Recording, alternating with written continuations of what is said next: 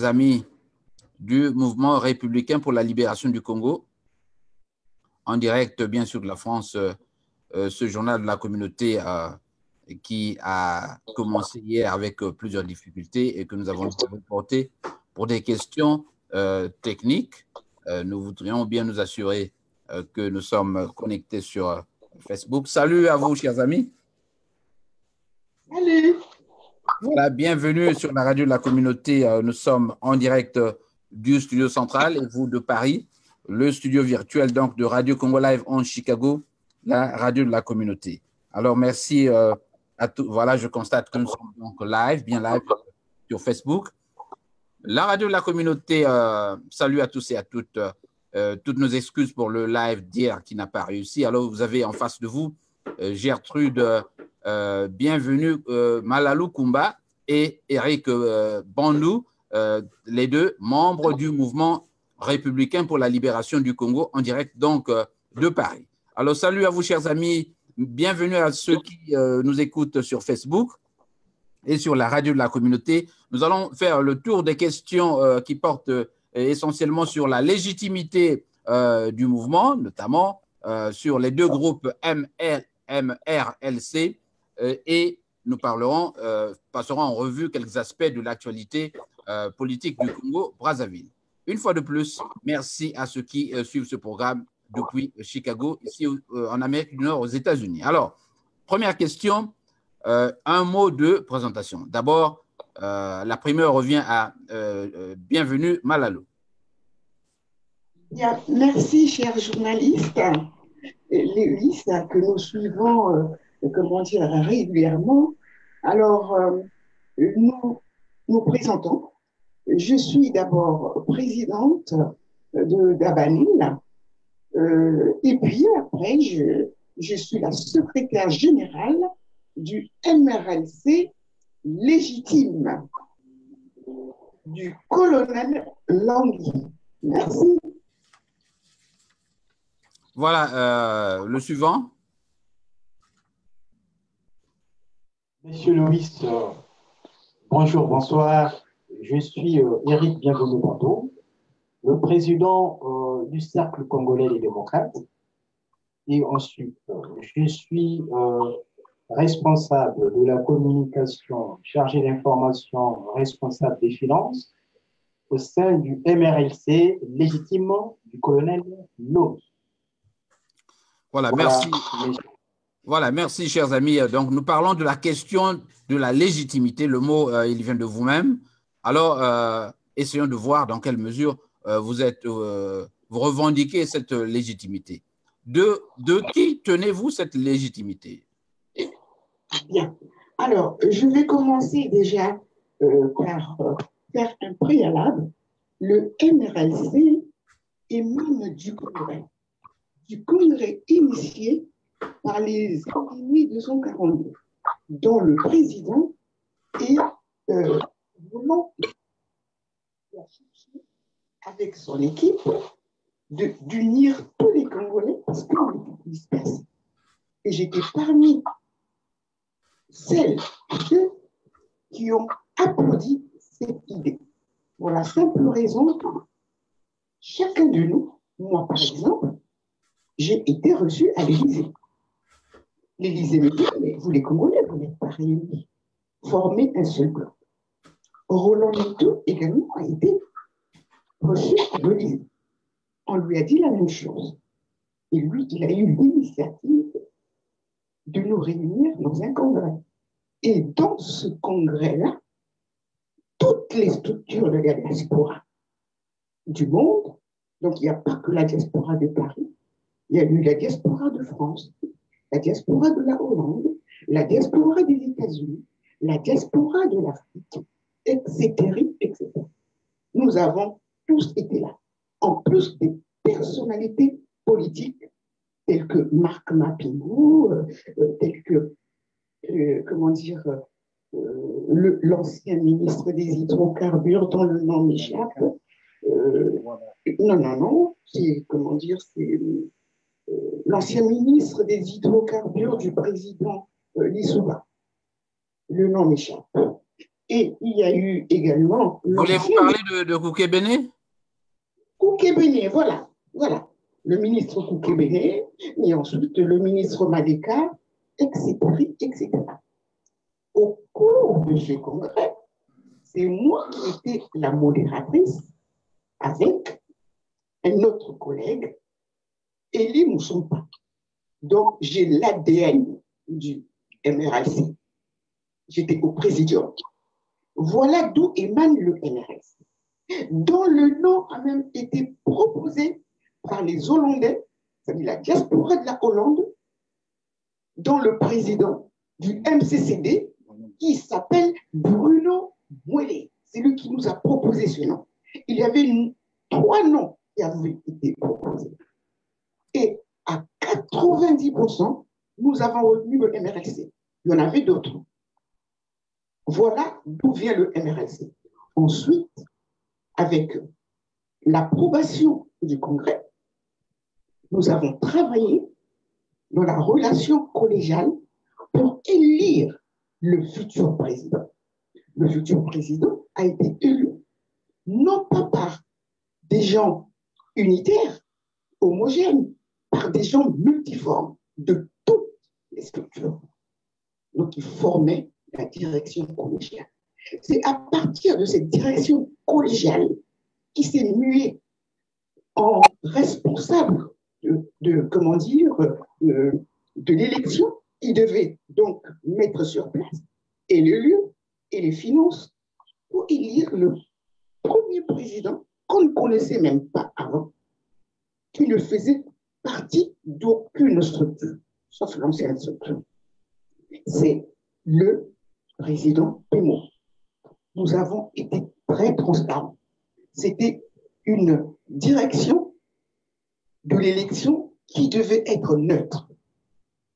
Alors, comment faut-il maintenant, à la fin du mandat du président Pémo, parce que je dois vous faire remarquer qu'on avait décidé au Congrès que cette direction devrait être tournante. Nous avons mis les statuts par devers tous les congressistes. Nous avons mis les règlements intérieurs par devers tous les congressistes.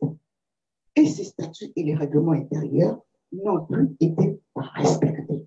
Voilà, comment dire, la colère de tous les gens de la diaspora. D'ailleurs, à cause de deux individus, M. Mouketo et M. Baudry, et Oulou, non, c'est comme ça qu'on l'appelle. Je vous apprends que Eoulou veut dire Kioulou. Ça veut dire bête. Alors, évitez les injures à ce journal. Nous avons besoin de démontrer qu'effectivement vous êtes légitime. Exactement, exactement. Mais les injures ne pourront en aucun cas vous aider à le faire. Constatez, au cours du mandat du président Pémo, chacun de nous avait des doliprane dans leur sac. Tellement que M. Eounou nous prenait la tête. Il se disputait avec tout le monde. Il a manqué du respect au colonel Longuet, qui était le vice-président de ce mouvement, sous la chape de M. Henri Pémo. Il s'est disputé avec les autres au point où les indignés ont quitté, ne venaient plus. Donc, c'est un repoussoir, ce M. Eounou. Il se dispute avec tout le monde. Et il s'est disputé avec moi au point où j'ai prévu lui casser sa gueule. Alors est-ce que tu peux donner le micro à Eric pour la suite? Essaie un peu de dépassionner les débats, Gertrude. Alors, Eric, je comprends que vous avez un litige avec l'autre groupe, mais les difficultés avec l'autre groupe ont commencé depuis la première élection. Je me souviens de l'affaire des 500 euros, justement, qu'on t'aurait ou ne pas rendu.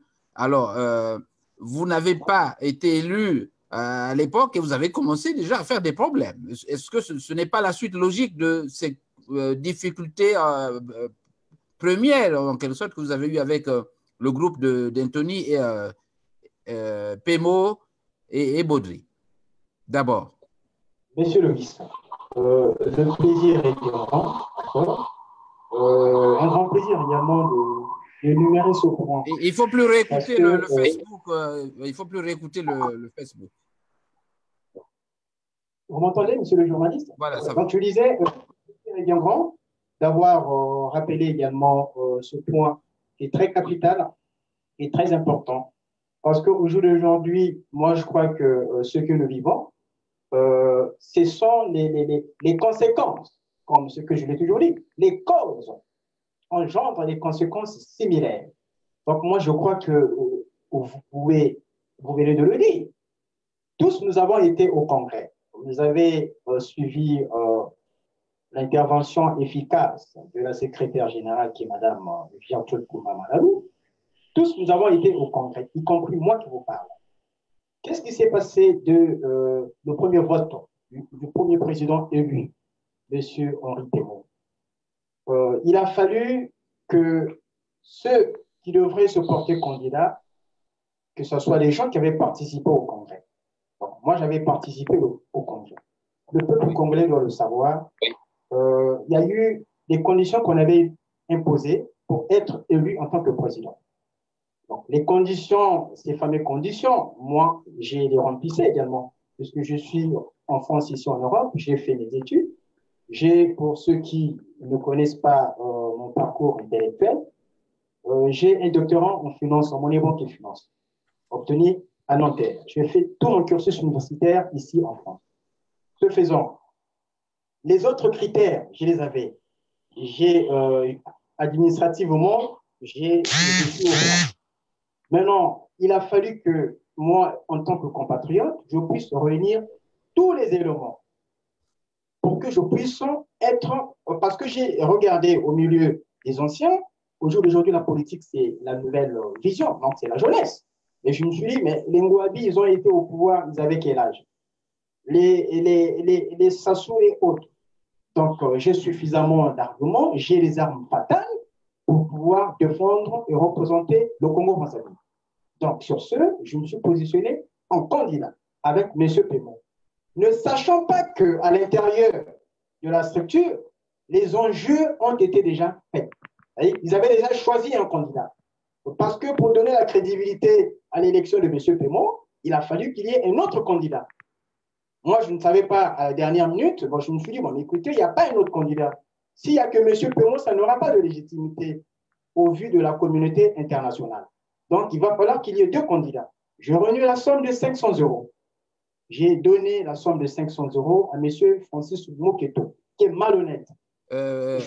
Eric, je vous rappelle qu'à l'époque, il y avait le problème de la double candidature. Je ne sais pas, une clause qui interdisait que, bon, qui nécessitait que vous deviez d'abord être membre de telle structure pour prétendre à cette candidature. Moi, je crois. Les raisons qu'ils ont que je faisais partie des indignés 242, vous le savez autant que moi. Lorsqu'on adhère à une structure, il y a le règlement intérieur, il faut s'acquitter des cotisations. Donc, je n'ai jamais été membre des indignés 242. Je n'ai jamais été juste un simple sympathisant qui venait quand il faisait des vidéos, c'est comme vous. Non, excuse-moi, je parle de la commission préparatoire. Voilà, je me souviens bien qu'il fallait. Donc, les membres de la commission préparatoire ne devraient pas prétendre à une candidature à l'époque et c'est comme ça que les gens ont justifié le rejet de la candidature. Donc, sur ce point, moi, je ne faisais pas partie de l'équipe qui organisait l'échéance électorale. Je ne faisais pas partie. Moi, je venais en tant que… Je travaille dans la finance au moment où je venais, où je finissais le boulot, le travail, je venais parfois les aider, soit les assister. Il y avait même les Sadio qui étaient là. Même M. Pémon qui a été élu, il était présent à certaines réunions. Donc, la raison qu'ils m'ont inventé comme quoi que je faisais partie d'une structure et de la commission, tout ça, c'était du pipeau. Parce que le problème, c'est lequel? Ils ont compris, une fois, M. Henri Pémon, qui est vieux par rapport à moi je suis jeune. Si on partait à l'élection et que la tendance au jour d'aujourd'hui, vous voyez l'élection de M. Emmanuel Macron, c'est un jeune. Donc, au jour d'aujourd'hui, le dynamisme est au niveau des jeunes. Ils ont vu qu'il faut qu'on casse ce garçon par voie et moyens. Jusqu'à nos jours, ils sont restés malhonnêtes. Donc, cette malhonnêteté les ont poursuivis jusqu'à nos jours. ils n'ont jamais rendu mes 500 euros. Et le jour où j'ai donné les 500 euros, effectivement, la secrétaire générale qui est à mes côtés, Mme Analou, n'était pas. C'est M. Francis Mouketo à qui j'ai remis mes 500 euros en espèces que je suis allé retirer à la banque et je l'ai remis. Jusqu'à nos jours, comme vous connaissez l'histoire, les 500 euros ne m'ont jamais été restitués. Donc, vous voyez déjà, dès le début, les hypothèses ont été biaisées de cette organisation. Ils ont bifurqué les choses. Ils ont même fait voter, ils ont même volé. En fait, et comme ce que je disais dans l'une de mes interventions dans d'autres chaînes, ces gens-là, ce sont des récidivistes également. Comment voulez-vous, au jour d'aujourd'hui, avec un tel comportement, nous crions à M. Sassou, mais est-ce qu'un Sassou n'en cachera pas d'autres Sassou? Parce que c'est ça le problème. Donc, je crois que… Vous pensez que le groupe de Bodi peut être assimilé à des petits dictateurs? C'est ce que vous voulez insinuer là? Mais bien sûr, pire que même M. Sassou. Parce que là, ça devient grave même. Parce que, et quand vous voyez comment, moi je vais vous prendre un exemple. Et quand ils ont vu déjà Mme Gertrude Malalou, qui est dynamique, qui a essayé de joindre le mouvement du colonel Longhi, donc la vision plutôt, ils ont menacé cette dame. Ils ont menacé en disant comme quoi que toi tu es du Niari comme nous, comment tu peux rejoindre les Bakongo, c'est-à-dire les Lari. C'est pas possible. Ils l'ont menacé jusqu'à ce que la pauvre dame, elle est allée porter plainte ici en France parce que M. Baudry et Francis Mouketé menaçaient la secrétaire générale Gertrude Malalou. Le fait d'avoir rejoindre le colonel Longhi qui est au Congo, c'est-à-dire Lari, ça, inacceptable. Et moi, je vais vous faire une confidence. Au niveau de la France, il y a des clans qui s'opposent, tout sauf les Lari. Et ça, au bout d'un moment, ça commence à très faire mal. Parce que je crois que vous n'allez pas vous rabaisser juste à ce point. Je sais que il y a là l'unité nationale quand je vois Mme Malalou à côté de vous. Tout à fait. Voilà, Gertrude, tu reprends le micro. Parlons concrètement de l'élection, des deux élections. La première, donc, telle qu'elle s'est passée, parce que j'avais eu le président Pémo au cours d'une interview. Vous savez que j'ai beaucoup couvert l'autre groupe. C'est pour cette raison que pour des problèmes ou bien des raisons d'équité, d'équilibre dans la prise de parole, j'ai cru devoir vous inviter. Alors, il y a eu une commission qui avait été mise en place et que le président Pémo a cru devoir annuler. Que s'est-il passé exactement? Bien, c'est une excellente question. C'est pour cette raison qu'il a fallu qu'on puisse recadrer les choses. Alors, à la fin du mandat du président Pémo, il y a eu une assemblée générale au cours de laquelle le président Pémo a demandé à toute l'assemblée, compte tenu du fait que moi, on m'avait voté par une direction collégiale neutre, est-ce que vous êtes d'accord que nous mettons en place un comité ad hoc? Tout le monde a applaudi. Tout le monde a applaudi. Alors, y compris l'autre côté. Et alors, qui était présent également. Alors, qui ont émergé. De toute façon, c'est moi qui étais, comment dire, la chargée enfin, la secrétaire générale adjointe chargée de l'administration. Donc, j'ai toutes les preuves. Et c'est M. Pémo qui a proposé comme président M. Cicéron Massamba. Tout le monde était d'accord. Et c'est M.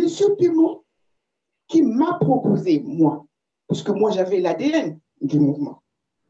Et puis, il a présenté à toute l'Assemblée, est-ce que d'autres veulent les rejoindre? C'est ainsi que M. Régis Voumina, des Indignés 42, a porté sa candidature. C'est ainsi que M. Éric Bongo a porté également sa candidature. Il y a eu même des personnes qui ont dit, est-ce qu'un avocat peut rejoindre? L'avocat, il est dans la salle? Non. On ne peut pas prendre sa candidature puisqu'il n'est pas là. Voilà comment la commission ad hoc s'est formée. Comme s'était formée la direction collégiale, pour rendre transparentes les élections. Donc, il y avait une personne émanant du MRLC, qui est moi, une personne des indignés, une personne, je me rappelle ton parti, le cercle congolais des démocrates. Voilà. Donc, il y avait, comment dire, une diversité des personnes qui faisaient. Donc, ça a donné la crédibilité à la préparation du prochain président. Tout a été accompli. Nous avons été applaudis. Et nous avons commencé le travail. Une semaine après, on nous dit que, bon, voilà, on va dissoudre cette commission. Mais pourquoi? Parce que ce que vous ne savez pas, c'est qu'après avoir choisi les 4 éléments, dont moi et les autres, M. Baudry a menacé M. Pémo, au point où M. Pémo nous a convoqués tous. Mais M. Baudry n'était pas à cette réunion. M. Moketo et les autres y étaient. M. Pémo dit, mais avec les statuts que je possède, le règlement intérieur que je possède, qu'est-ce que j'ai fait de mal? Pourquoi vous me reprochez d'avoir soutenu une commission ad hoc? Dites-moi si j'ai fait quelque chose de mal. Nous étions tous là, à cette réunion. À la fin, nous avons bien compris. Et d'ailleurs, je me rappellerai toujours de la phrase que le président Nitou a adressée envers, comment dire, l'ancien secrétaire général qui était obligé de démissionner pour se porter candidat. Le président Nitou lui a dit, toi, tu aimes trop le pouvoir. Toi, tu aimes trop le pouvoir. Et j'en profite d'ailleurs pour vous dire qu'il a foutu le bordel dans l'association J3M. On est un Vincent pendant que le docteur Pondy Michel était absent.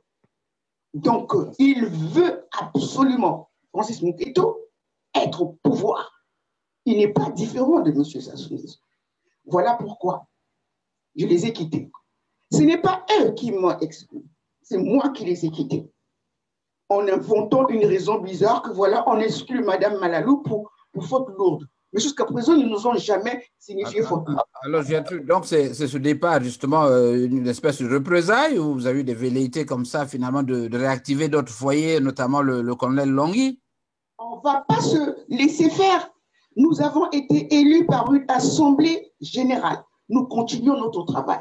Et le rôle de cette commission ad hoc était donc de préparer les élections, de trouver une salle, de rapatrier les fonds, parce que nous avons eu les fonds, et de rapatrier tous les documents afin de nous permettre qu'on puisse travailler. Ils ont tout confisqué, en nous insultant même.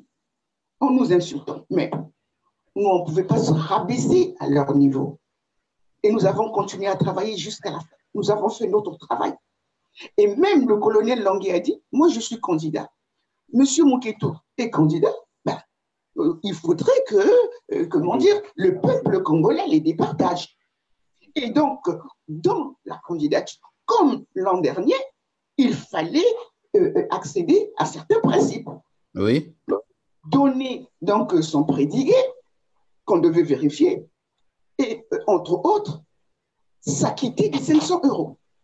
Donc, on avait donné une date butoir pour la réception des candidatures avec leur dossier. Au bout d'une semaine, le comité ad hoc, n'ayant pas reçu la candidature de M. Moketo, alors je l'ai appelé moi-même, parce que j'étais la secrétaire générale de ce comité ad hoc. J'ai dit, mais on n'a toujours pas reçu la candidature. Nous avons la candidature complète de M. Longhi. Vous savez ce qu'il m'a répondu? Moi, je ne donnerai pas parce que je n'ai pas envie. Et ce que j'ai oublié de vous dire également, après, il devrait avoir un débat. J'ai dit, vous débattez, vous débattrez quand? Il dit, je ne peux pas débattre avec M. Longhi, c'est pour le hisser très loin. Donc, vous voyez un peu la machine intellectuelle de ce qui se tramait. Alors là, je me suis dit, non, ça ne peut pas continuer comme ça. Un Sassou, on cache un autre. Monsieur Moketo est de mon patois. Et de mon patois. Il est pour nous comme moi. Si je l'ai quitté, c'est parce que j'ai trouvé que ça n'allait pas. Ma vision ne cadrait pas avec la sienne. Voilà ce que je peux vous dire. Donc, voilà. Alors, MRLC légal. Et nous avons d'ailleurs, les légitimes, et nous avons d'ailleurs mené des démarches au niveau, comment dire, de la préfecture de Bobigny. Gertrude, j'ai une question de précision. Gertrude? Nous avons un avocat en ce moment qui est en train de régler le problème. On ne se laissera pas faire. Voilà. Je vous comprends, Gertrude. Donc, à tous les deux, vous avez donc organisé une autre élection et le président Longhi a été hissé à la tête de cette organisation. Mais précision, pourquoi n'avoir pas finalement créé une autre structure? Puisque, à proprement parler, vous avez eu des militants qui sont venus participer à cette élection. Pourquoi n'avoir pas fait de cette élection une nouvelle assemblée générale pour relancer la machine? Exact. Alors, c'était à eux de créer une autre structure parce que nous, le MRLC de Longhi, nous sommes une structure légale, c'est la continuité de ce que nous avons décidé au Congrès. Donc, ce n'est pas à nous de changer de nom. Il y a plusieurs personnes qui m'ont appelé pour dire, mais est-ce que vous ne pouvez pas être, comment dire, vous réunir pour essayer d'étancher ce problème? Alors, pendant qu'il y avait une réunion à Paris, M. Moketo est venu à cette réunion et M. Longhi était surpris de le voir, agréablement surpris. M. Moketo souhaitait discuter avec lui. Il dit, il n'y a pas de problème, je suis ouvert. Alors, ensuite, lors d'une réunion qui a été organisée par une autre structure, cette structure, le nom m'échappe, ils se sont retrouvés, Madede, hein, le président Madede. Donc, le président Longhi s'est retrouvé là-bas avec l'ancien président Henri Pémo. C'est l'ancien président Henri Pémo qui a demandé au colonel Longhi, je souhaiterais te rencontrer pour qu'on discute. Le colonel Longhi a dit, mais je suis ouvert au débat. Et jusqu'à présent, au lieu de respecter ce qu'ils avaient proposé, ils sont en train de nous faire la guerre. Mais nous, M. Lewis, nous ne nous laisserons pas faire. Je me suis laissé faire pendant longtemps. J'étais même sur le point de démissionner. Et tous les Congolais m'ont appelé, dit Gertrude, ne démissionne pas, sinon la structure va tomber. Voilà pourquoi je continue. Alors, Éric Bandou, donc je rappelle à tous ceux qui sont connectés que je vois qu'il y a beaucoup d'amis déjà qui nous suivent, que nous sommes en face des amis donc du mouvement républicain pour la libération du Congo 2 ou 1, je ne sais pas comment vous appelez, et qui revendique également la légitimité du mouvement. Alors, Éric Bandou, aujourd'hui, la passation de service a été faite entre Moketo et Pémo. Pémo tenait les livres comptables, il avait tout. Alors, sur quelle base? Vous avez quelles pièces juridiques qui vous permettent aujourd'hui de vous présenter dans des bureaux pour justifier la légalité de votre mouvement? Comment vous opérez à ce jour? Notre avocat nous a donné le récépissé. Monsieur le journaliste, moi je peux… Allez-y. À votre question. Nous avons le récépissé. Vous dire et compléter en fait certains points. Déjà, et concernant la tenue de l'Assemblée générale, je vais juste rappeler une seule chose, que les compatriotes congolais nous écoutons. Aucune instance est au-dessus de l'Assemblée générale. L'Assemblée générale, elle reste souveraine. Donc, voilà, c'est mieux, le son est bon. Les décisions qui ont été prises lors de l'Assemblée générale, nous avons été élus par l'Assemblée générale, y compris ceux qui sèment la zizanie et le désordre sur la place de Paris, ils ont été présents. Nous avons même pour témoin l'émargement des listes. Ils ont émargé ce jour-là. Le plus gros problème, c'est lequel? Parce que lorsqu'ils ont compris qu'au sein de la structure, c'est-à-dire de la fameuse commission ad hoc, la majorité, selon eux, c'était les Congos qui étaient là-dedans, y compris madame qui faisait partie de la structure, y compris madame Gertrude Kumba-Malalou. Ils n'ont jamais dit je reste là. Si vraiment ces derniers, c'est des démocrates, pourquoi un tel comportement de méchanceté? Si c'est vraiment des démocrates qui se disent démocrates, pourquoi ils ont fui le débat qui a été programmé avant l'élection par le canal via la chaîne Ziana TV, Stir Makoso, M. Francis Mouketo devrait aller débattre avec M. Longui. Pourquoi il avait fui? M. Longui s'est retrouvé tout seul. M. Longui s'est retrouvé tout seul. Donc, c'est pour autant vous dire, et moi, je me renvoie encore, vous rajouter une seule chose. Moi, je crois que ceux qui suivent ce mouvement, le fait que, je crois que nous avons eu à énumérer l'histoire des 500 €, c'est la malédiction de 500 € qui leur poursuit. Nous avons quelques problèmes de ligne avec Paris. Allô, est-ce que vous m'écoutez? Nous avons quelques difficultés de ligne avec Paris. Allô, Eric, est-ce que vous m'entendez là? Oui, je vous entends. Très Oui, bien. allez-y, continuez. Donc, ce que je disais, aujourd'hui, ces derniers, s'ils se permettent de se comporter autant, la malédiction part dès les 500 €. Donc, tout part de là. Monsieur Francis Mouketo, je vais le rappeler, qui dit qu'il est chef d'entreprise. Je n'ai jamais vu de ma vie chef d'entreprise qui est incapable de restituer les 500 € qu'il avait reçus à main propre. Si vraiment ce dernier, je ne connais pas son activité professionnelle, il se dit qu'il est chef d'entreprise. Et c'est à lui que j'avais remis mes 500 €, incapable de restituer les 500 €. Donc, vous voyez déjà quelle moralité de personnes en face de nous. Et ce sont ces personnes-là qui veulent aller diriger le monde. Alors, nous avons des problèmes. Donc, moi, ces gens de personnes ici en France qui ne font aucune activité, qui veulent aller prendre le règne du Congo-Brazzaville. Mais arrêtons de nous moquer de Congolais. Donc, vous voyez déjà. Eric, est-ce qu'on peut rester dans le droit fil, recadrer le débat parce que on se perd en conjecture. La vie privée des individus ne pourra pas nous aider justement à évacuer la question. Je voudrais d'abord revenir sur Eric. Est-ce que vous m'entendez? Oui, allô? Je vous entends. Voilà. Donc, je voudrais revenir un peu sur le débat, sur l'essentiel. Alors, Eric, bienvenue, Malalou, tous les deux.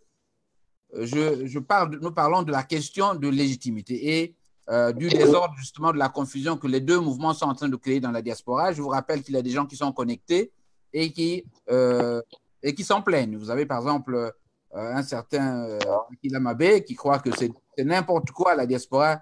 Paris, vous faites honte. On dit que c'est une honte. Voilà. Il y a Patrick Moudzéo aussi qui s'en plaint. Albert Lombo va jusqu'à vous demander votre programme d'activité. Vous avez des salutations, je crois, de Lutaya. Albert Lombo se demande pourquoi on a en face de nous deux MLLC. Pourquoi? Je crois que nous tentons de répondre à la question. Je voudrais que nous revenions un peu sur la situation actuelle telle qu'elle se présente à nous et qui est une situation plus ou moins trouble avec des gens qui se rejettent la balle, la responsabilité. Comment opérez-vous à ce jour concrètement? Est-ce que vous avez obtenu du président Pemo les livres comptables ou les papiers qui justement vous aident à fonctionner à ce jour? Qu'est-ce que vous avez comme pièce? Monsieur Loïsson, je me permets à nouveau, moi en tant que porte-parole, Eric Bandou, chargé de l'information et de la finance. Je vous dis ceci, monsieur. Déjà, dès le début, la secrétaire générale venait de vous le dire. Monsieur Pemo, ils ont eu à confisquer le règlement intérieur, y compris le statut. Parce que le règlement intérieur issu du Voilà. Nous avons toutes nos excuses. Je crois que le son. Nous avons quelques problèmes. Allô? Ont été complètement mystifiés. Allô? Oui, monsieur Loïs. Oui, nous avons quelques problèmes de ligne. Allez-y. Oui, donc ce que je disais, le problème c'est lequel? Moi, je crois que dès le début, les hypothèses ont été biaisées. Monsieur Pémo n'a pas voulu nous restituer le règlement intérieur, y compris les statuts, y compris les finances, sous la pression de monsieur Eono et de Francis Mouketo, tout en sachant que ces derniers, tout a été mystifié. Le règlement a été complètement un travail changé taillé à leur mesure. Donc, tout le travail issu a été complètement bafoué. Raison pour laquelle, également, vous allez constater que ces derniers n'ont pas voulu. Heureusement que nous tous, nous avons été à ce congrès, nous avons été présents à ce congrès. On avait des exemplaires, on avait des exemples et qu'on avait gardés. Donc, c'est ça qui nous a permis, effectivement, de retracer l'historique du congrès, de travailler parce que tout le travail avait été fait lors du congrès. Donc, M. Francis Mouketo, ils ont bidoué le règlement intérieur ainsi que le statut. Comment pouvez-vous comprendre deux personnes comme deux petits sorciers se retrouvent pour mystifier, pour tout gommer le travail de toute la diaspora? Donc, nous avons deux personnes qui sont en train de foutre le bordel sur la place de Paris. Comment voulez-vous de cette façon qu'on aille faire tomber M. Sassou Nguesso quand nous avons entre nous des fauteurs de troubles, des petits délinquants en politique qui apprennent la politique? Monsieur Lewis, je demanderai au peuple congolais d'en prendre conscience. Nous ne sommes pas responsables de cette crise. Ce sont eux qui sont responsables de cette crise. Donc, comment pouvez-vous comprendre que le pouvoir de Brazzaville, ils ne peuvent que se réjouir de tous les désordres qui se passent sous la place de Paris? Et Eric, je ne vois plus votre visage sur l'écran, Eric. Je ne vous vois plus. Voilà. Vous avez carrément. Voilà, vous n'êtes plus sur le champ de la caméra. Est-ce que vous pouvez, pour qu'on vous voit, les auditeurs ne vous voient plus, les téléspectateurs ne vous voient plus. Voilà. Je crois que vous êtes revenu. Allez-y, continuez.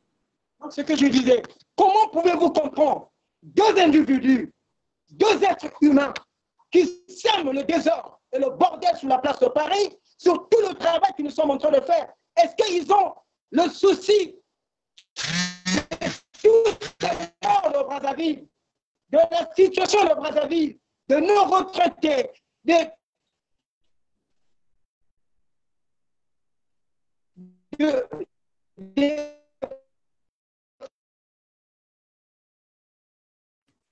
Ça devient un peu plus scandaleux, là. Je rappelle que nous sommes au sein de la communauté et que nous avons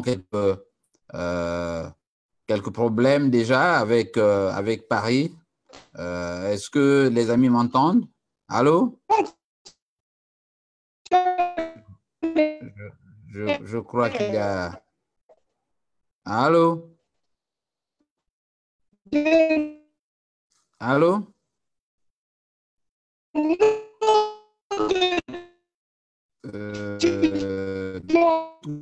Donc, à tous ceux qui nous suivent. Et Eric, je sens qu'il est... Allô? Voilà. Ils sont partis. Je regrette bien. Il faut bien que je reconnecte ces amis. Nous avons eu quelques problèmes. Toutes nos excuses pour le désagrément que vous venez de constater. Il y a des problèmes. Ils doivent donc se reconnecter et revenir sur cette antenne. Voilà, ils sont là, ils sont revenus. Je vous signale que vous n'étiez plus sur le réseau, qu'il y a eu des problèmes de ligne. Donc, ce que nous disions, comment deux personnes qui sèment de la zizanie, qui sèment du désordre, qui sèment le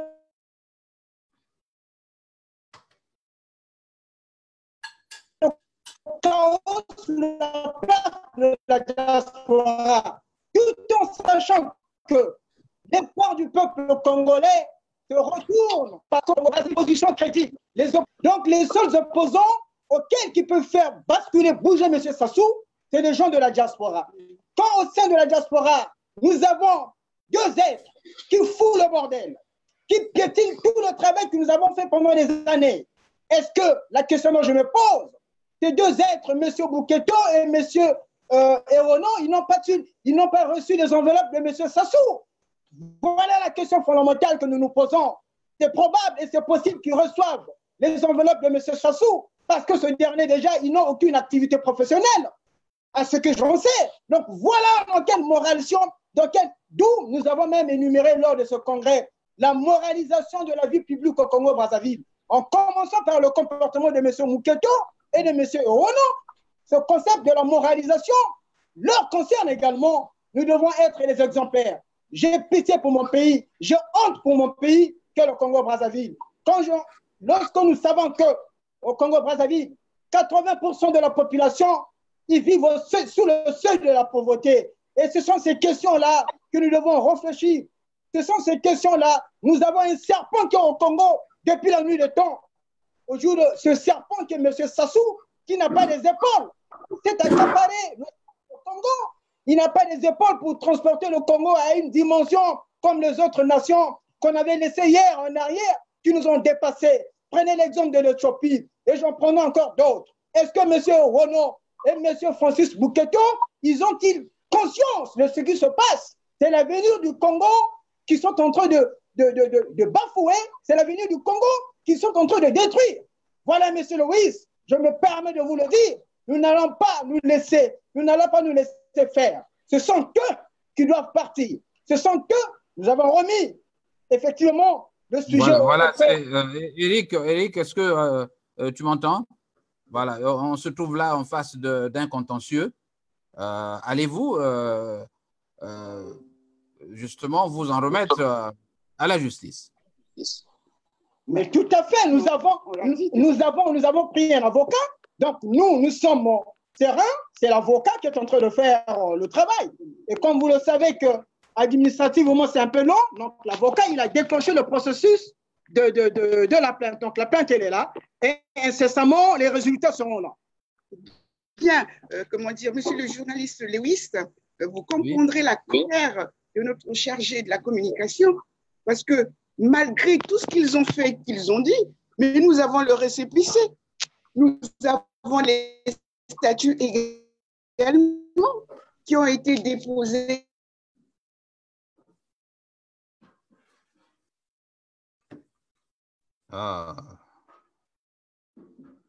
C'est décidément difficile aujourd'hui avec cette ligne Internet depuis Paris qui pose problème.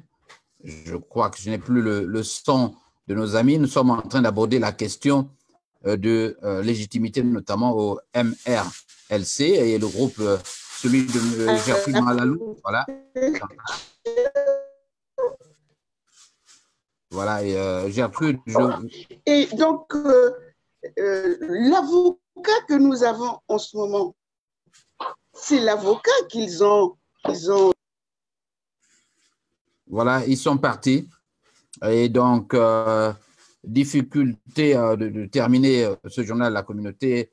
J'ai constaté que beaucoup d'amis nous ont quittés donc en raison de ces difficultés. Voilà, Gertrude, je constate que vous avez beaucoup de coupures là-bas. Qu'est-ce qui se passe? Ben, écoutez, nous, on ne sait pas. Alors, je disais donc, c'est le même avocat qui a démissionné en tant que secrétaire général parce qu'il a constaté que c'était des personnes, mais des personnes qui n'étaient pas normales. Et c'est cet avocat qui m'a contacté, il dit, je veux te rencontrer. Et il est venu, il nous a rencontrés. Nous avons eu une réunion et il nous a tout dit. Et il nous a même donné le récépissé. Alors, par rapport à ceux qui disent que nous n'avons pas de récépissé, nous avons le récépissé. Nous avons le récépissé.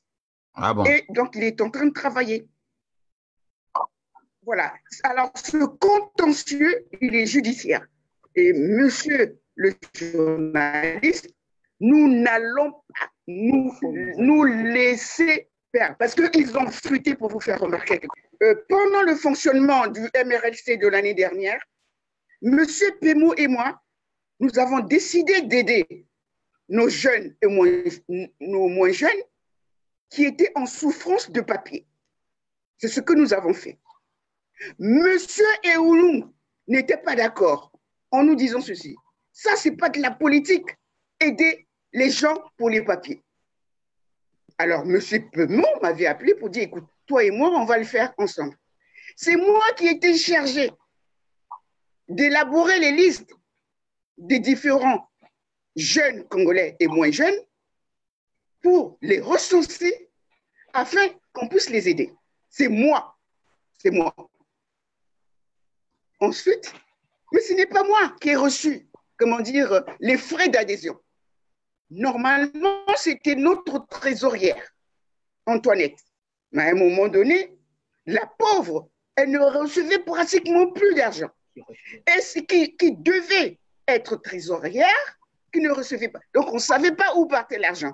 Et après, j'ai compris, lorsqu'on avait des courses à faire, j'appelle M. Peumont, notre président ancien, dit, mais j'ai besoin de temps pour faire ceci, pour faire cela. Il dit, il faut demander à M. Mouketo. M. Mouketo était secrétaire général. Il n'était pas trésorier. Il n'était pas financier. Donc, on ne sait pas où est passé l'argent. Et c'est beaucoup d'argent. Parce que moi, j'ai pu recenser au moins, on paye leurs 20 € pour les adhésions avec la carte de militant qu'ils ont pour ne pas qu'ils se fassent arrêter. Ensuite, en payant l'adhésion annuelle qui s'évaluait à plus de 140 €, si je ne m'abuse. Donc, ça veut dire qu'on avait des sous. Alors, jusqu'à présent, on ne sait pas où est parti ces sous. C'est là où j'ai compris qu'il y a quelque chose qui ne va pas. Vous voyez?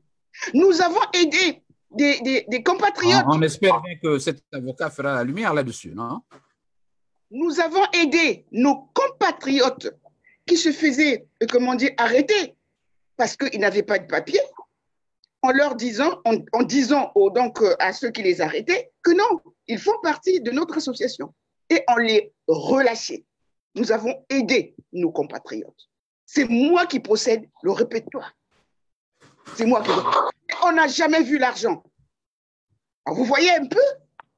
On est en train de comment dire, de critiquer M. Sassou et nous-mêmes, on fait pire. Non. Je répète qu'on ne se laissera pas faire. On ne se laissera pas faire. Merci. Alors, Gertrude, nous allons dans quelques 10 minutes nous séparer. Est-ce qu'on peut maintenant aborder une question qui a été posée par un auditeur? Ne voyez-vous pas, je ne sais pas comment le président Longhi travaille à faire que vos démêlés, votre contentieux n'ait pas justement un impact négatif sur l'unité même de la diaspora? Comment travaillez-vous à éviter cela? Alors, nous avons un petit souci. Oui, je sens que vous pouvez continuer à parler. Votre image est inerte, mais on vous entend. Allez-y. Voilà. Alors, donc, nous, ce que nous avons commencé à faire, c'est déjà de travailler avec les personnes honnêtes. Et il y a au moins 4 personnes qui ont quitté l'ancien MRLC et qui ont rejoint le MRLC du colonel Longhi. Voilà.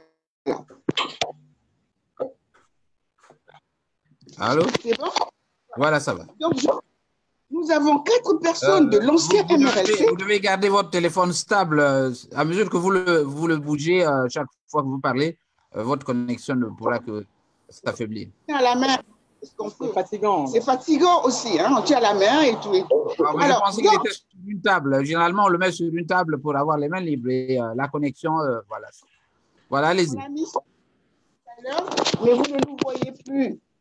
Est-ce que là, vous nous voyez? Oui, on vous voit, oui, on vous voit. Voilà, oui, voilà. Voilà. On répond à la question de nos compatriotes. Ayant remarqué cela, donc il y a 4 personnes qui ont quitté le MRLC de l'ex-président Peumont pour rejoindre le MRLC du président Longhi. Alors, quelle est notre vision politique? Ben, c'est toujours pour continuer à aider nos compatriotes, comment dire, à cultiver la paix et surtout à faire partir M. Sassou. Pourquoi on doit faire partir M. Sassou? Parce que l'IDH, vous savez ce que ça veut dire l'IDH? C'est l'indice de développement humain qui caractérise le bien-être de tout un peuple. Alors, depuis que M. Sassou est là, il a fait un plan quinquennal. Il a fait l'autosuffisance alimentaire d'ici à l'an d'avenir. Oui, il faut le faire face. Il faut essayer de demander à la France de déliquescence de notre pays. Lorsque les éboueurs ici en France font la grève, 2 jours après, ils résolvent le problème. Lorsque les étudiants ne sont pas, ne sont pas correctement payés, ils règlent le problème. Mais comment la France ne peut pas être sensible à cela? Les retraités ne sont pas payés, les fonctionnaires.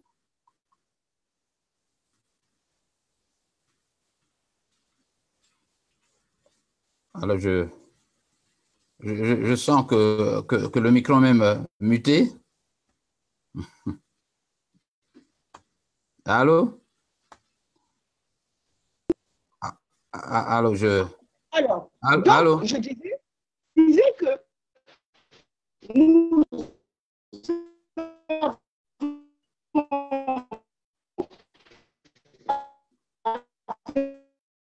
Gertrude, je crois que nous avons des problèmes énormes de son. Allô? Allô? Alors, je vous rappelle, chers amis, que la connexion entre la France et Chicago est des plus médiocres, j'allais dire, aujourd'hui, et que nous ne sommes même pas en mesure d'écouter nos amis. Alors, je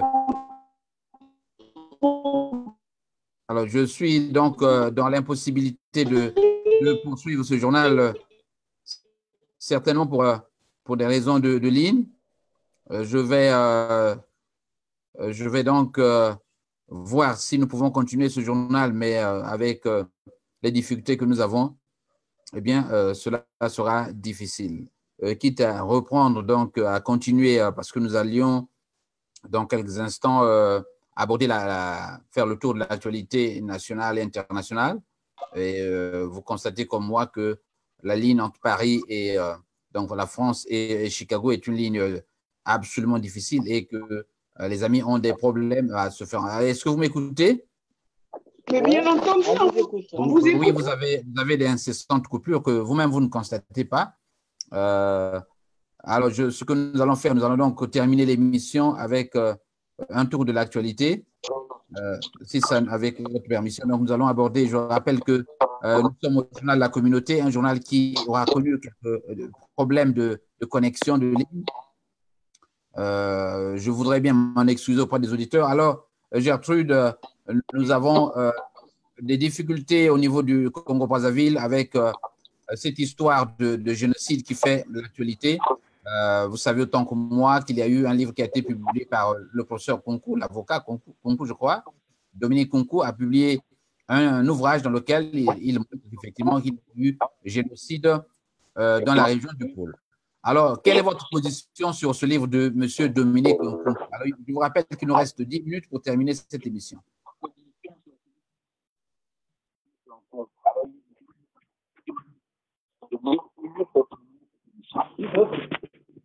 Monsieur Louis, vous m'entendez? Allô? Oui, je vous entends. Okay. Bon, écoutez, excellente question. Bon, moi, je crois que cette situation concernant l'ouvrage qui venait de sortir, faire son apparition aux 4 coins du monde entier, ce journal, cet ouvrage qui a été censuré au Congo-Brazzaville. Déjà, je voulais d'abord répondre au ministre de l'Information, qui est, soi-disant, M. Thierry Mongala. Je ne saurais comment définir ce monsieur. D'abord, son personnage fait déjà très problème. Et je dirais que concernant le ministre de l'Information du Congo-Brazzaville, ce genre de personnage qui est en voie de disparition sur toute la planète, qui réapparaît au Congo-Brazzaville, je me pose d'abord la toute première question de savoir, est-ce que ce personnage... Et Eric, je ne vous autorise pas ce jour-là la communauté des injures, s'il vous plaît. Même les Chinois, monsieur Lewis, même les Chinois qui ont du mal à voir, ils ont confirmé qu'il y a eu génocide dans le pool. Monsieur Lewis, sur ce, je vais d'abord me permettre, si vous me le permettez, monsieur Lewis, de vous définir ce qu'on appelle génocide. Génocide, ça veut dire extermination méthodique d'un peuple, d'un groupe ethnique ou d'une religion. Le génocide est considéré par le droit international comme un crime du droit des gens, par extension, destruction systématique de la culture spécifique d'un peuple. Monsieur Lewis, je vais me permettre encore de vous le dire. Le génocide est un fait réel, car il y a eu et il y en a encore des morts au pool, suite aux conséquences des exactions par manque de vivres et médicaments. Deuxièmement, comment peut-on dire c'est une guerre civile alors que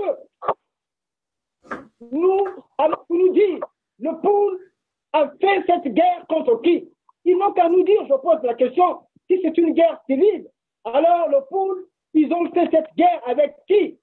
Monsieur Lewis, je continue mon introduction. Lorsqu'un gouvernement envoie l'armée avec des armes lourdes et les avions de guerre pour tirer et bombarder sur les civils, sans défense, détruire les maisons, les arbres fruits, les outils de travail, du bétail, polluer les eaux, des viols sont organisés contre les jeunes femmes et des femmes de 68 ans également, violées, des femmes enceintes, des femmes brûlées avec leurs enfants et des personnes âgées, les humiliations dans les familles en montrant les gens nus, des photos postées sur Facebook.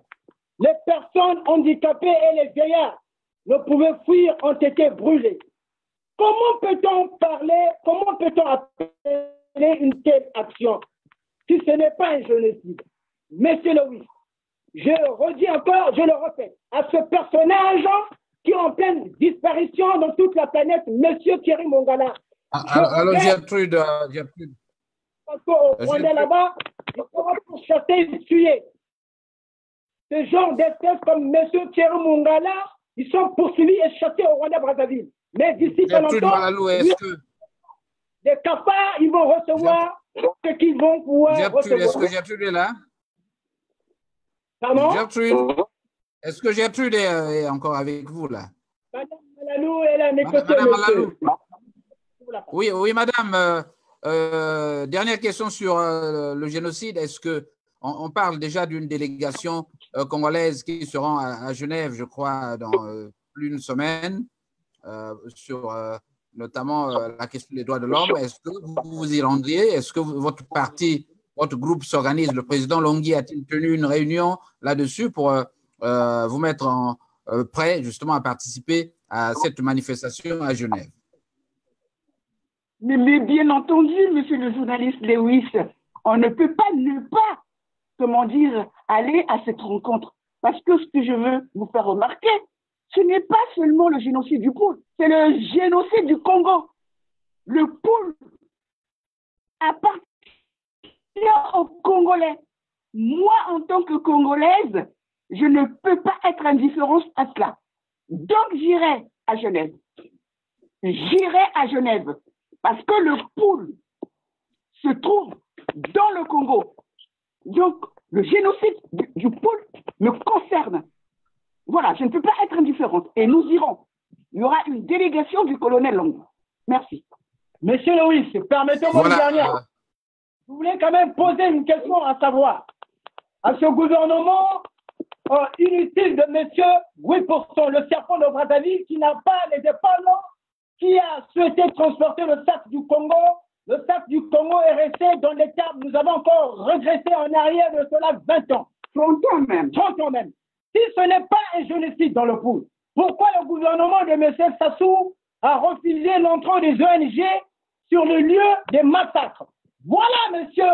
Lewis, nous posons cette question au gouvernement de M. Sassou Nguesso, notamment cette espèce qui envoie de disparition, Thierry Mongala. Si ce n'est pas un génocide, pourquoi le gouvernement congolais de Brazzaville a refusé l'entrée des ONG sur le lieu des massacres? Voilà la dernière question que j'avais et la réponse à donner à cette espèce qui est en cours en voie de disparition au Congo-Brazzaville. Messieurs, voilà, merci. Voilà nous sommes donc dans quelques instants, nous allons devoir nous séparer, chers amis. Je rappelle à tous ceux qui sont connectés et qui sont revenus sur Facebook que nous avons en face de nous le groupe MRLC du colonel Longui, et avec ses amis, nous faisons maintenant le tour de l'actualité nationale. Alors, chers amis, de plus en plus dans vos milieux là-bas en France, il circule l'idée d'un dialogue. Beaucoup ont cru d'emblée devoir rejeter cette idée de dialogue, et je ne sais pas si à votre niveau vous avez reçu des émissaires, donc des gens qui vous ont fait des propositions de dialogue et qui éventuellement déboucheraient sur la mise en place d'une équipe gouvernementale. Si vous me permettez, monsieur le journaliste Lewis, oui, effectivement, tout à l'heure, je ne sais pas, on avait été coupé, mais nous avons contacté, est-ce que vous me voyez? Je ne vous vois, voilà, oui. Nous avons contacté l'équipe de M. Longui, nous avons contacté tous les responsables politiques de la France pour parler de tout ça. Nous avons eu 3 réponses. Madame Le Pen m'a fixé rendez-vous. Madame Macron, Brigitte Macron, nous a fixé un rendez-vous. Et M. Bayrou nous a fixé rendez-vous. On attend toujours la réponse des autres. Donc voilà. Sur cette question, je peux vous dire que nous, excusez-moi, on ne baisse pas les bras.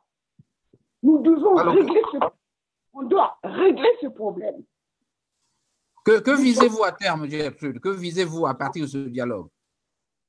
Alors, justement, comme il y a ceux qui sont pour le dialogue avec M. Sassou Nguesso, il y a ceux qui ne le sont pas.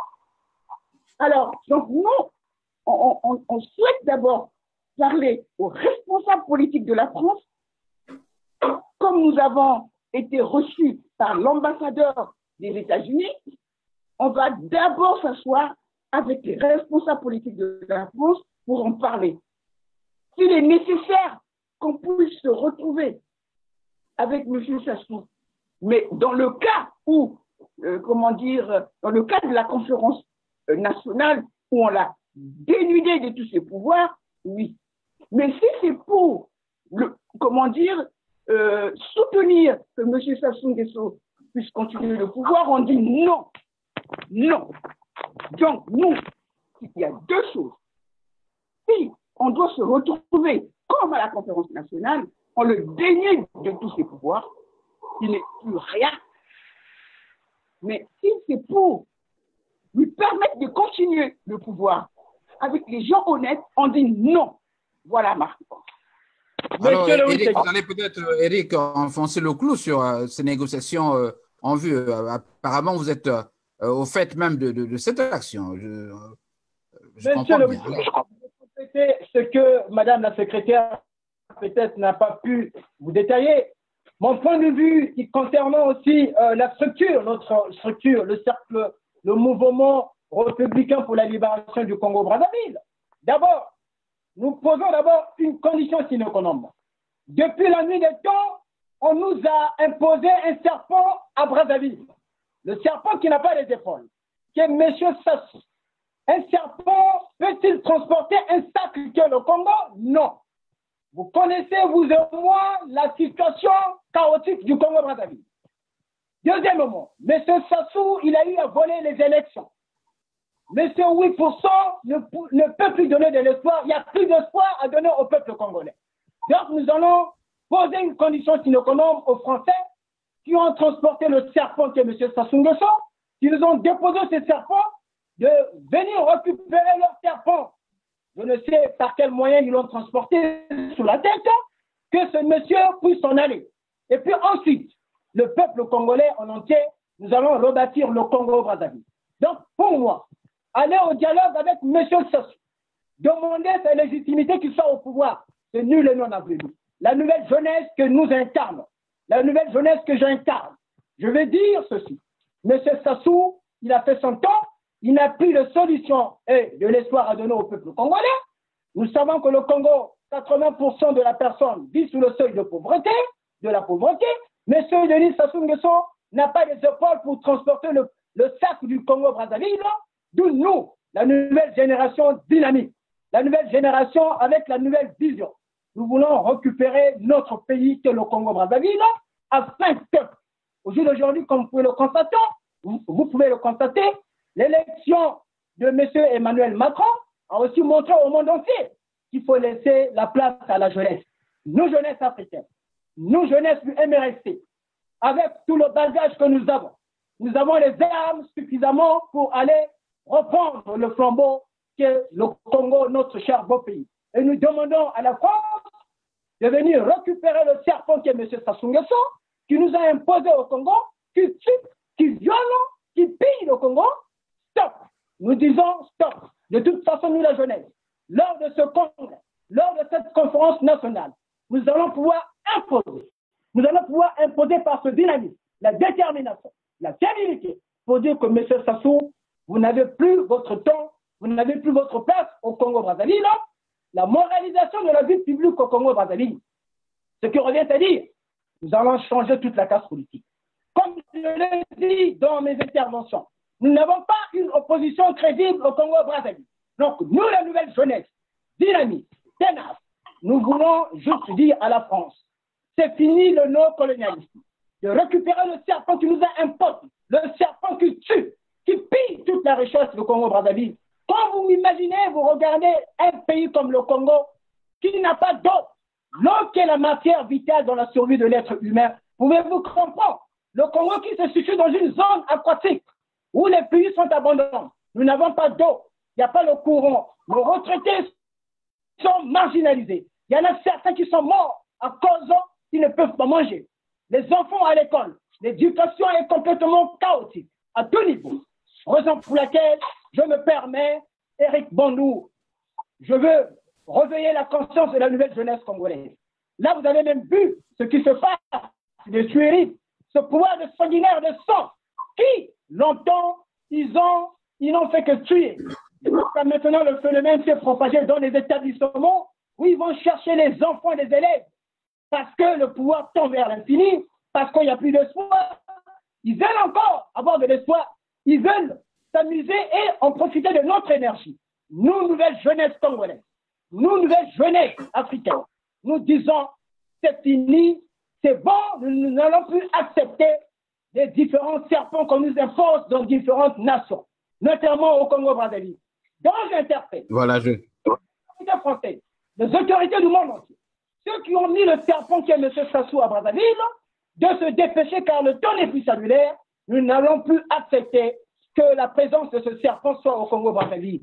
Depuis la nuit de temps, plus de 42 ans, il n'a jamais solutionné le Congo-Brazzaville.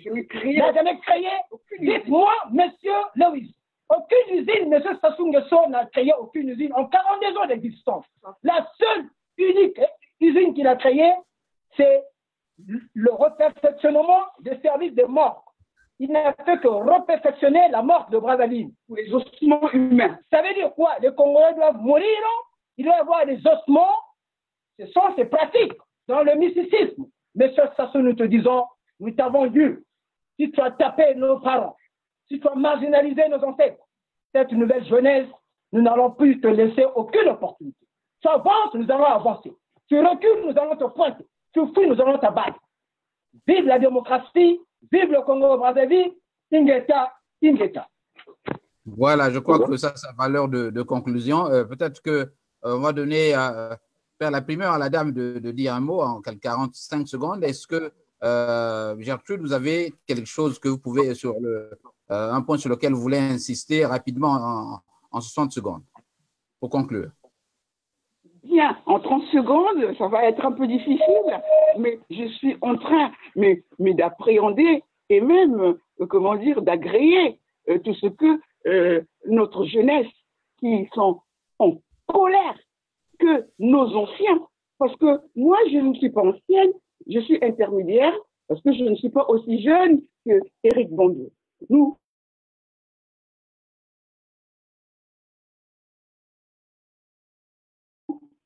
Nous, les intermédiaires, entre les vieux et les jeunes, nous avons été une génération colère. Je me suis battue parce que je ne peux pas supporter l'injustice. Et j'agrée totalement la colère de mon petit frère.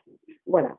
Et j'en profite pour vous remercier de nous avoir prêté votre micro pour qu'on puisse s'exprimer. Voilà, merci. Donc, je constate que nombre d'auditeurs ici ou de téléspectateurs dans une les gens vous invitent je suis Éric, voilà, je disais que Monsieur le ministre, oui, je voulais. Oui, allez-y. Oui, allez-y. Allez-y. Bon, c'est juste. Alors, ça a lâché une fois de plus. Et Eric, nous allons conclure donc cette émission parce que vous avez à la fin même des problèmes de son. Là également, il y a aussi une actualité qu'on n'a pas énumérée. Eric, le temps est épuisé. Nous aurons le temps de. Eric, nous aurons le temps de. Allô, est-ce que vous m'écoutez? La question, c'est laquelle? Pourquoi la zone. Est-ce que vous m'écoutez là? Allô? Oui. Ouais, donc c'est que je. Je disais ceci, Eric, est-ce que vous m'entendez? Oui, moi je vous entends. Vous m'entendez également? Voilà, le temps est épuisé. Nous aurons l'opportunité. Donc, je vous offre l'opportunité de revenir parce qu'avec vous, en tant qu'économiste, j'aborderai également la question du franc CFA. Alors, donc, je voudrais consacrer toute une émission là-dessus. Avec vous et peut-être d'autres amis, nous aurons le temps d'en débattre au cours d'une large tribune. Et je vous signale que vous serez à cette émission déjà. Je consigne votre invitation pour débattre des questions que nous n'avions plus soulevées. Vous pouvez venir à titre personnel ou votre parti, il n'y a pas de problème. Voilà. Alors, monsieur Louis, oui. j'en profite pour conclure. Je vous rappelle que CFA veut dire colonie française africaine. Donc, nous sommes toujours des colonies. Et puis, après avoir boudé depuis une dizaine ou une quinzaine d'années, ils l'ont transformé sans pour autant. Est-ce que vous m'entendez? Oui, je vous écoute. Voilà. Ils ont transformé colonie française africaine en communauté financière africaine. Vous voyez la subtilité de nos maîtres. Nous sommes toujours des colonies. Ils n'ont même pas été capables de changer le franc CFA. Et on espère que prochainement, on travaillera là-dessus. Moi, je vous dis au revoir. Merci pour nous avoir écoutés. Merci. Voilà, merci et à la prochaine occasion. Merci à tous ceux qui étaient connectés. C'était donc Éric Bondou et Gertrude Bienvenue Kumba Malalou, et donc qui était l'invité de ce journal de la communauté et qui tenait justement à faire une mise au point sur l'existence du MRLC du colonel Longhi et de l'autre MRLC de Baudry et M. Mouketo. Alors, merci donc d'avoir suivi cette émission. Tout ce qui compte, chers amis, c'est travailler à l'unité de la diaspora et éviter ces sons de cloche discordants pour que vous puissiez effectivement atteindre l'objectif fixé. Je vous retrouve donc dans ce journal La Communauté le week-end prochain. Merci et bonne